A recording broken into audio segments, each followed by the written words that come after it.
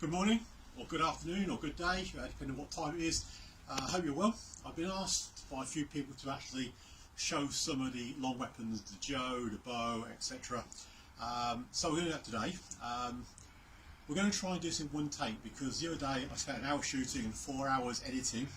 So I'm not going to do that again. So we're going to just go through some real basics with the bow, things you can take away and practice. So I've got with me a Rokushaka bow. I've covered it in white tape so you can see it against the darker background.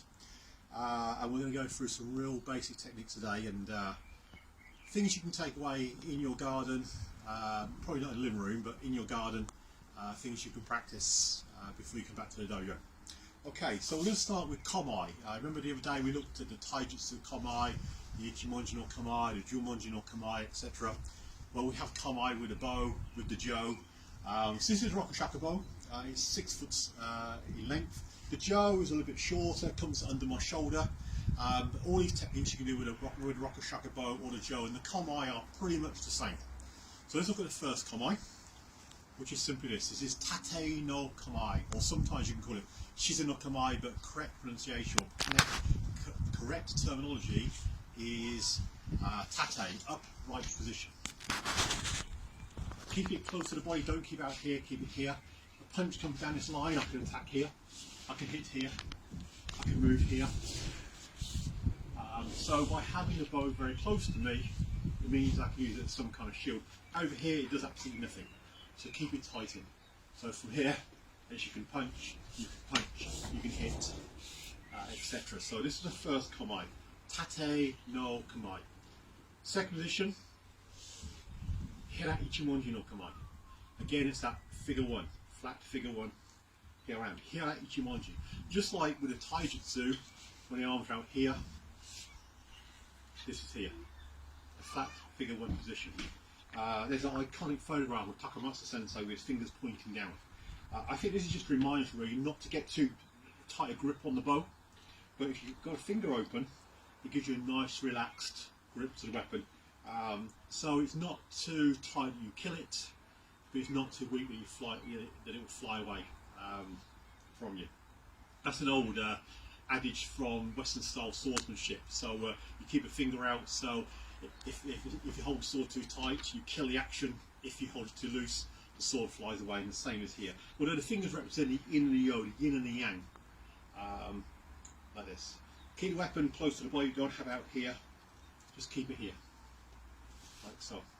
Variation is, if I turn sideways, this becomes Yoko Ichimonji no Kamai.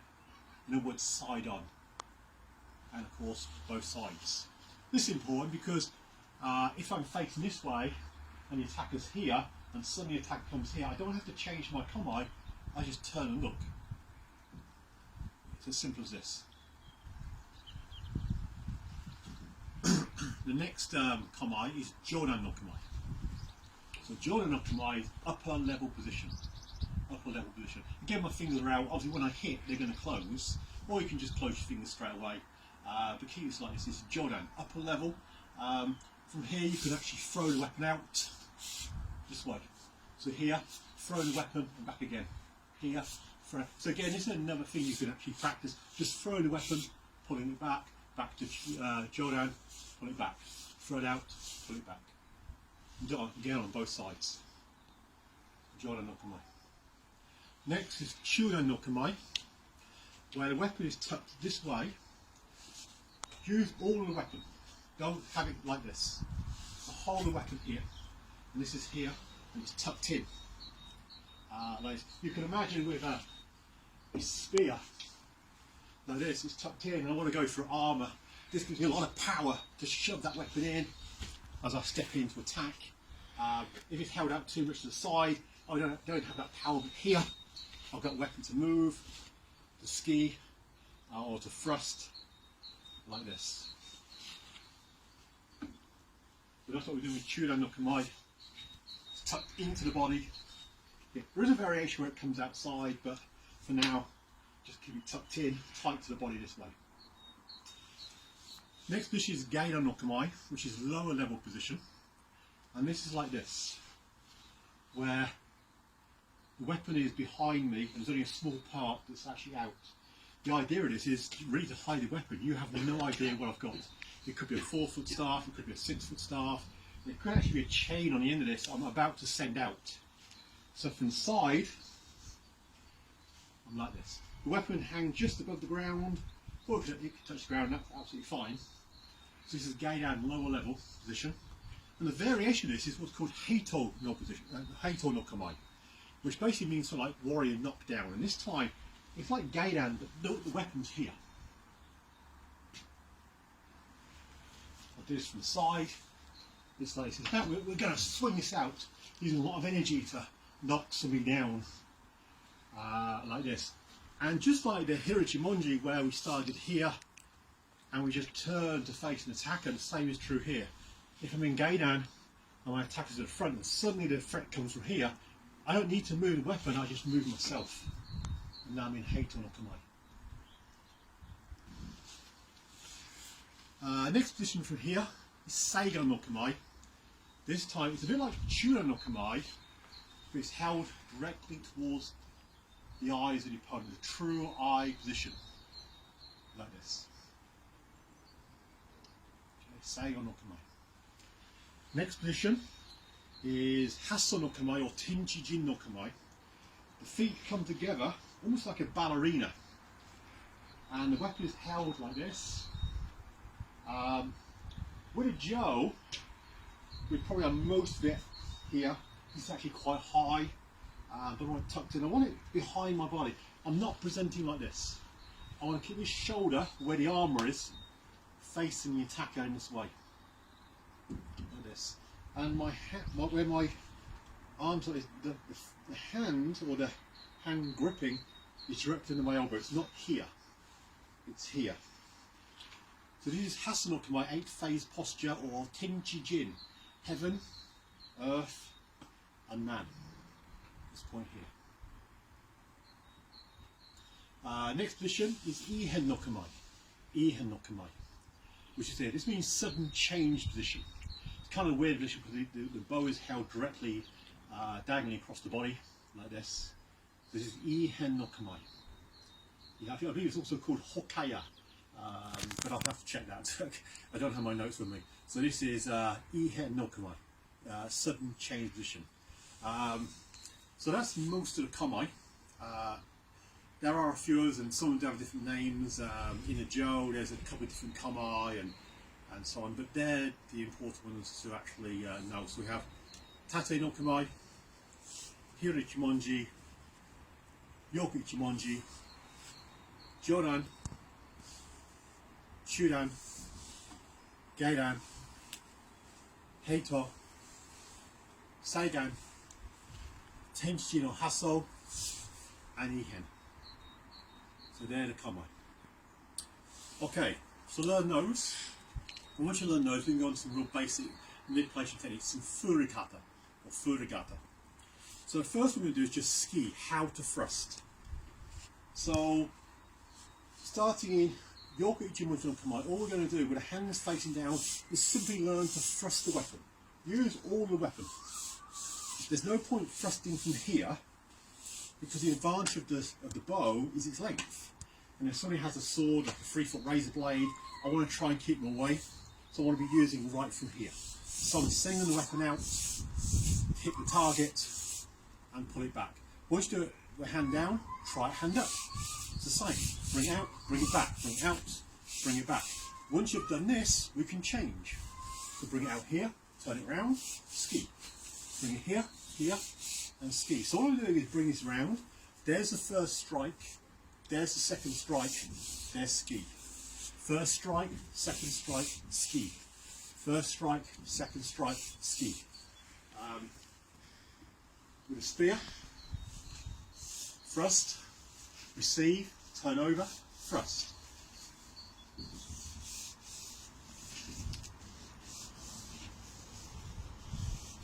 So very slowly, I'm going to thrust. Thrust is called ski. Block, turn this over, and ski. Block, turn this over, and ski. With the hooks on this, of course, I can do a ski, I can block and send it over and catch something, pull it back and go in again.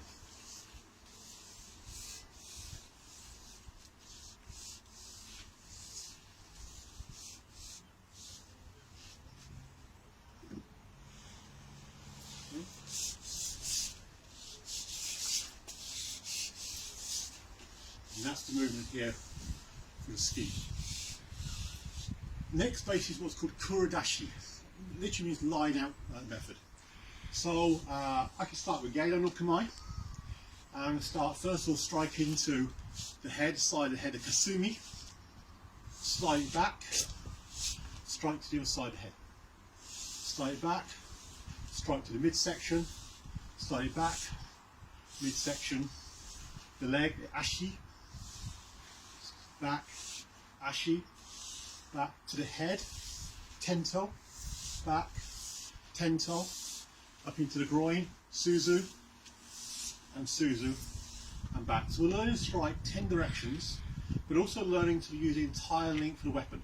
Too many times in a dojo I see people doing this, and they're not using the length of the weapon. So start from Gedan, high, high, waist, waist, ankle, ankle, head, head.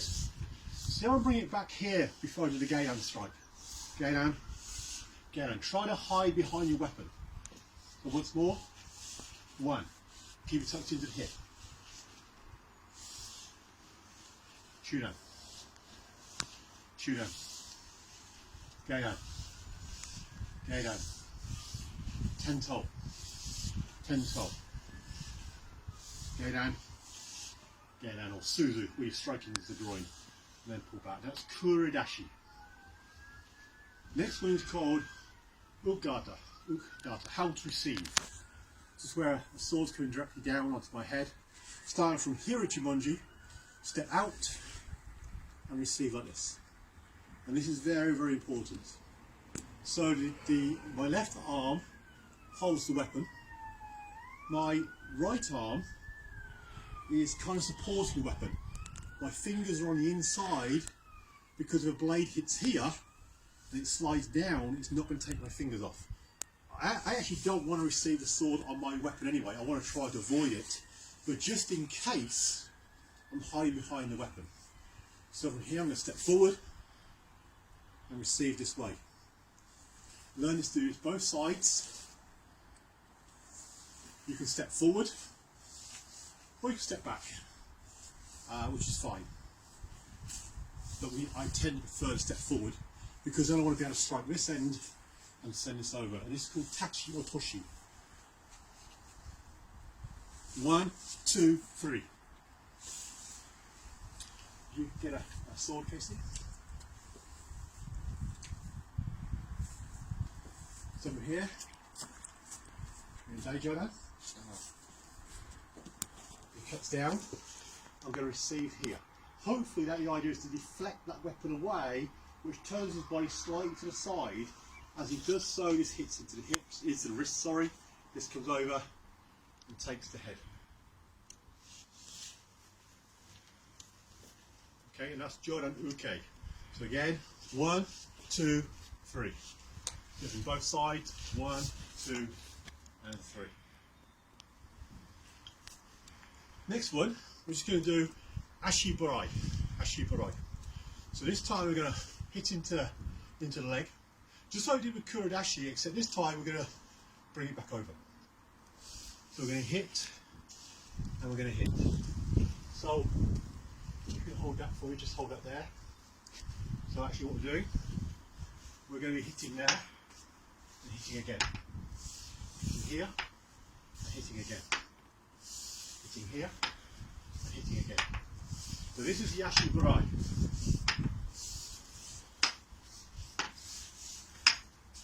What's happening is, as you bring it up, the hand turns over and hits here.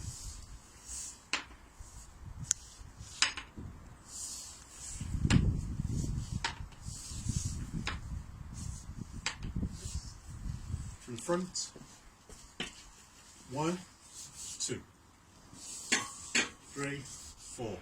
was leaning slightly forward in the last shot just to get into frame, but don't lean forward. Don't lean in like this.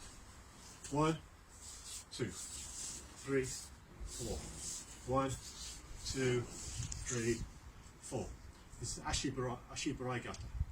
Next is Minuchigata. This time we're going to strike low, then we're going to strike high. Put it back, strike low, and then do what you do with the Furygata. So it's going to be 1, 2, 3, 4. So from here, you can start from Tenchi-jin, strike low, strike high. Put it back, strike the ankle, strike the ankle, and then pull back into your Kamai. Always go from Kamai to Kamai. So from Tenchi-jin, ankle, and head. So you notice now you're like a Seigo no Kamai. Pull it back, I'm in Geio no Kamai. Strike, and strike, and back in Seigo no Kamai.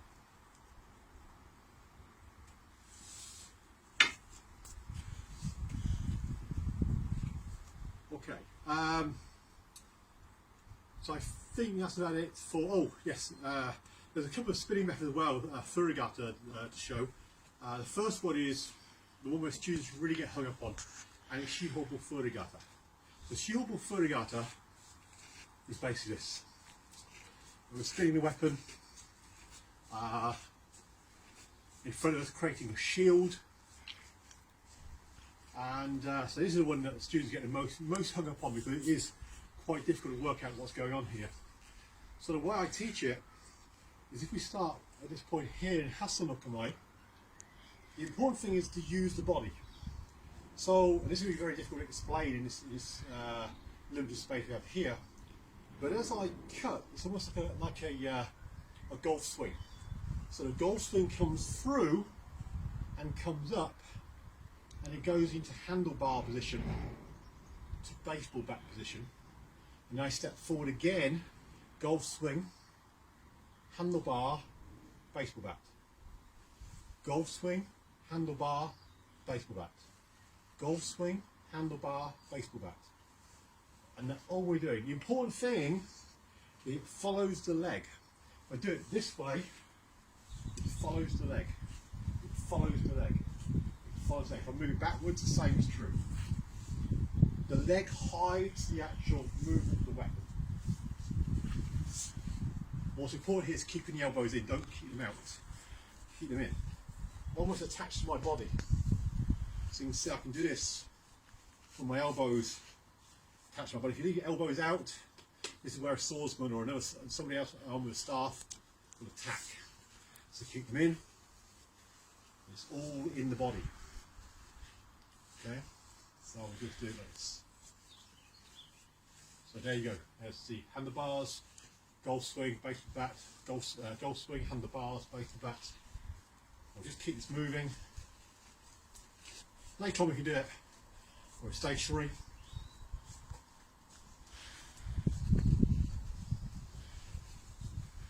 Once you've got that, what we can do then, we can learn to strike behind. So we're looking forwards and strike behind, because we might be facing an enemy to our front, but suddenly someone comes from behind. So suddenly I might want to just send this out this way. I know you want to change direction. So learn to change direction. Well, I want to go this way now. Learn to change the forward direction. I want to go this way now. So, okay. You can also do Shihobu Furi behind, bring it here. And keeping the weapon moving, changing it. And then you can also go into patterns. So like Minuchigata, 1, 2, 3, 4, back into Shihobu Furygata. 1, 2, 3, 4, back into Shihobu Furygata. I want to stop here, start doing this, or to go home. Okay, then back into Shihobu Furygata. I want to stop here. This is Sashiai. And back into Shihobu Furygata. So from this Shobo Furygata, it becomes a launching platform for the strikes. Next Kion, Tenjo Furygata, above the head. So it's going to be here and here, here and here, here and here.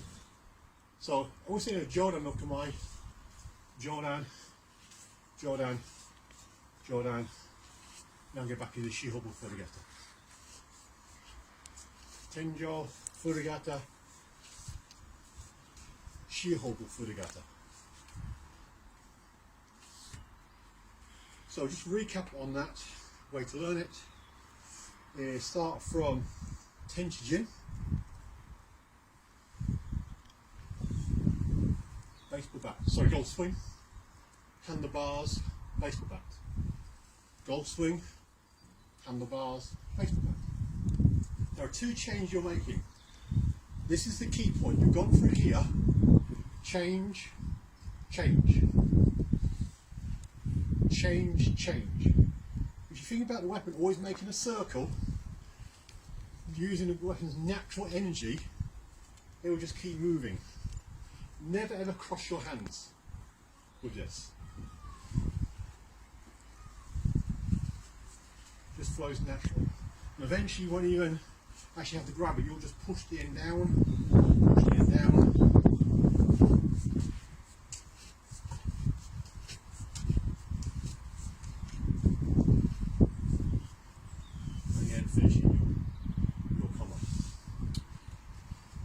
So there's some of the Kamai and some of the Kion, and just to finish we're going to do 3 techniques you can practice, and we've done these in the dojo. They're actually from the Bojutsu no kata, and they're simply called Daipo, Dainiho and Daisanpo.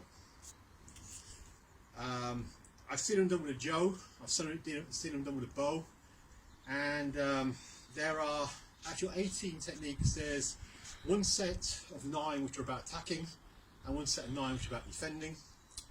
And I've seen different ways that people have done these. So this is the way I teach them. It may not be absolutely correct based on how other teachers are teaching this,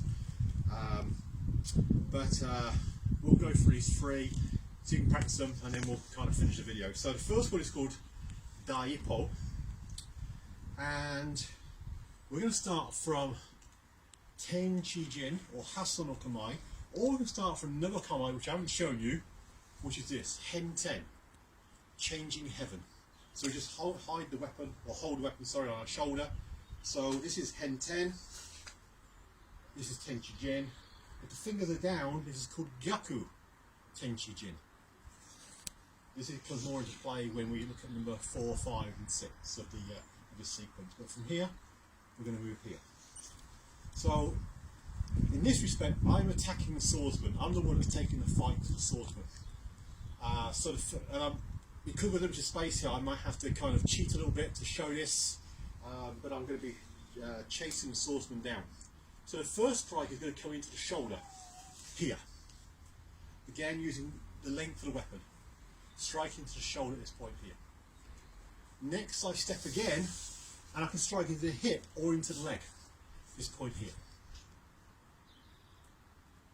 Now what I'm going to do is I'm going to pull this back. I'm not going to move. I'm just going to send this out this way. Almost throw the weapon out. Then pull it back and strike up as I lean back. Then come back into Tenchijin. Do that again. 1, 2, 3, 4 and 5. And again. Shoulder, ankle or hip, pull it back, throw the weapon out, pull it back, strike the weapon up and back. The place we're aiming for is the shoulder, anywhere down here, anywhere down here. Then this one throws out, so the swordsman tries to block this. This comes in, it can strike it to the groin, under the chin, or actually take the weapon out of the person's hands. This way, then pull it back. What's key with this is that the first strike is not very forceful, because what I'm trying to do is make the swordsman believe I have no skill. So you can imagine me walking back from the battlefield, maybe with a bag slung over here, and I'm coming back, walking through the mountains, and suddenly I'm facing a swordsman. I have to move from here. I don't have time to take it, say, Shizunakamai or Hasama, maybe, from here. So the first one is really exaggerated to allow the swordsman to believe that I have very little skill. So I throw this out this way, and I make a big thing about it. And really this is to find out if he's a good swordsman, because I might do this, he might leap back. He might block it, but actually expose himself. As soon as this comes in, I smash with this one. This is the real powerful one. So the first one comes in, the second one destroys, this then comes out, pulls back, and strikes up. And that's Daippo. Once again, one, make a big thing about this, then smash with this. Send it out here, and then send it here, and then pull back. And that's Daippo.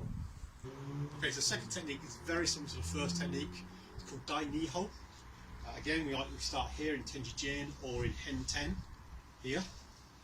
First strike, same target, go into the shoulder. Pull it back, strike into the hip or the leg or the ankle, this point here. At this point, maybe that the swordsman jumps back, or he takes up a Kamai like Hicho, and that, so I'm kind of left out here, at which point he comes charging in. So what I do, I just push up the end and I go into Geida no Kamai. And as he comes in, I strike into the front shin of the target. And then I drop it onto his hands at this point. So again, it's 1, 2, he leaps back, takes up a Daijodan to cut in. As he comes in, this pulls back, strikes into the shin, this strikes into his hands, and I go back into Kamai. So done fast. 1, 2, 3, 4. 1, 2, put it back, 3, and 4. So you've got to imagine when a swordsman comes in a cut, you're hitting here with a shin. You're moving in, smashing him with a shin, and then knocking the sword out of their hands. Third one, Dai Sampo, again very similar to the first one. They all tend to build up on each other. 2 builds up on 1 and 3 builds up on 1 and 2. So there's a lot of variations in here, depending on what the swordsman does. So again, I start here, and I send out the first strike into the shoulder. The second one goes into the leg or the ankle. I send the third one out here, just like we'd normally do, but this time I pull it back and I bring it to the other side of his ankle, and I'll bring it round here and catch this way. I then let this one hit the head. Then I step back and I go up into the groin and come back. So a little bit more complicated. So shoulder, hip, leg, etc. Send this out this way, pull it back to your left side and swing to hit his legs, but maybe he jumps back. So bring it here. The important point is here is to bend your back. Now I've done it now on the opposite side, it doesn't really matter. Then hit, pull it back and strike up. So when you're pulling this round, don't keep your back straight, otherwise you'll hit yourself on the back of the head. Bend your back and keep this bow pointing towards his haka, because this is also a strike. Then capture. Then pull this out here, pull it back and strike up here. So once more, in regular time. 1, 2, 3, 4, 5, 6, and Kamai. So all 3, number 1, 1, 2, 3, 4, and back. Number 2, 1, 2, 3, 4, and back. Number 3, 1, 2, 3, 4, 5, 6, and back. And that's number 1, number 2, number 3, or Daippo, Dainiho, Dai Sampo. Daippo, Dainiho, Dai Sampo doesn't necessarily mean 1, 2, 3. There's a bit of a deeper meaning to that. And I was talking with a Japanese friend of mine about the meaning, and it's a little bit difficult to explain on video, but maybe I'll write something on the actual meaning of what it actually means. So anyway, this is to work on. Practice the Kamai, practice the basic Kion, and then maybe practice these 3 patterns of Daipo, Dainiho, Daisampo from the Kukishinden, Bojutsu, Kata, and then maybe later on in the week or maybe early next week we'll maybe show some basics with a sword. Okay, thank you, keep well, goodbye.